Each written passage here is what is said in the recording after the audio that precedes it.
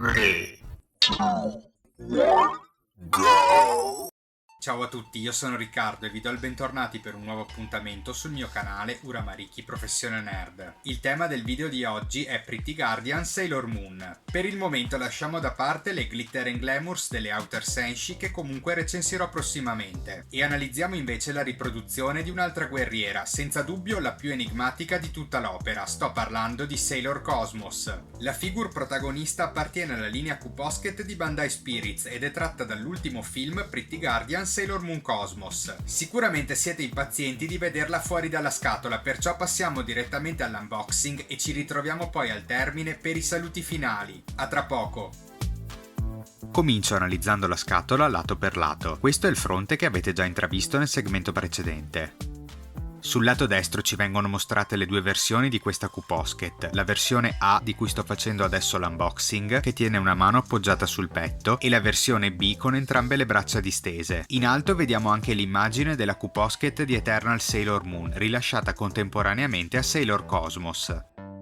Questo è invece il retro, il lato sinistro, infine il lato superiore dove troviamo applicato il bollino dorato della Toei Animation, e il fondo della box. E ora spacchettiamo.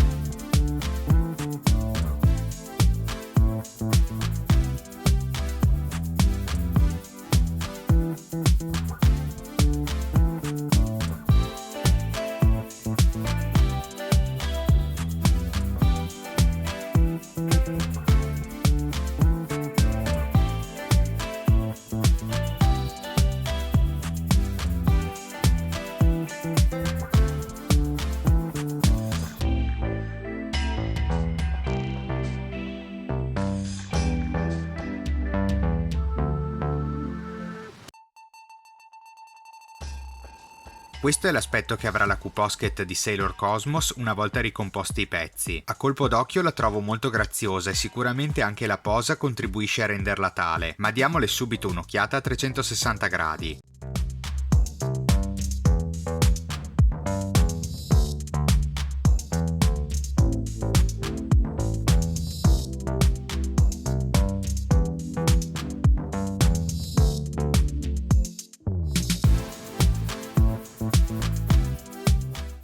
Scopriamo quanto è alta questa Sailor Cosmos, all'incirca 16 cm. E ora avviciniamo l'inquadratura per poter analizzare la figure un po' più nel dettaglio. Il viso molto tenero è quello classico delle Q-Posket che si addice bene a questo personaggio. Mi piace molto come è stata scolpita la capigliatura, si riescono a distinguere le singole ciocche. Mi accorgo invece che mancano completamente gli anelli che il personaggio indossa su entrambe le mani. Per quanto riguarda la colorazione della gonna, leggendo il blog Sailor Moon Wiki ho scoperto che ognuna delle strisce colorate rappresenta una delle guerriere del sistema solare, compresa Sailor Chibi Moon, mentre i due nastri centrali rappresentano Sailor Moon e Sailor Cosmos. Dando un'occhiata al retro osserviamo la tridimensionalità del mantello scolpito con le varie pieghe e la fluidità dei capelli che si intrecciano tra loro. Infine questa è la basetta data in dotazione a tutte le Q-Posket, è molto graziosa e sorregge perfettamente il peso dell'action figure. Se volete un termine di paragone, adesso confronto questa Sailor Cosmos con le altre Q-Posket a tema Sailor Moon della mia collezione.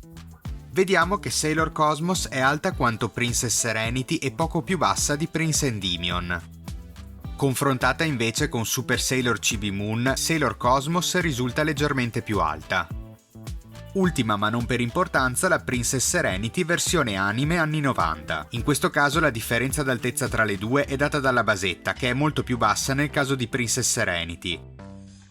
E finalmente parliamo un po' di voti. Da questo video in poi ho deciso che quando farò l'unboxing di una Q-Posket darò un voto omnicomprensivo di tutte e 5 le categorie, esattamente come faccio già per i Funko Pop. Il motivo è che si tratta di una linea con delle caratteristiche abbastanza standardizzate in termini di somiglianza al personaggio, di basetta di supporto e di rapporto qualità-prezzo. Ho apprezzato particolarmente la colorazione, che trovo sia stata molto precisa anche nelle parti più piccole. Mi è dispiaciuto però che non sia stata raffigurata raffigurata con il suo bastone alato, un accessorio imprescindibile per questa guerriera. Tenendo conto di questi fattori, il mio voto finale è 7.5. Nel complesso una buona valutazione. E voi cosa ne pensate? Le avreste dato un punteggio più alto? Se vi va fatemelo sapere con un commento sotto il video. Bentornati, se vi è piaciuto questo nuovo video a tema Pretty Guardian Sailor Moon vi chiedo di mettere un pollice in su, di iscrivervi al canale e di attivare la campanella per rimanere sempre aggiornati sui prossimi contenuti e di condividere il video su tutti i vostri social network. Se già non mi seguite vi chiedo di iniziare a farlo anche sulle mie pagine di Instagram e di Facebook, dove mi trovate sempre con il nickname Uramariki Professione Nerd. Anche per oggi ho terminato, vi ringrazio e vi do appuntamento al prossimo unboxing. Ciao ragazzi! Passo e chiudo.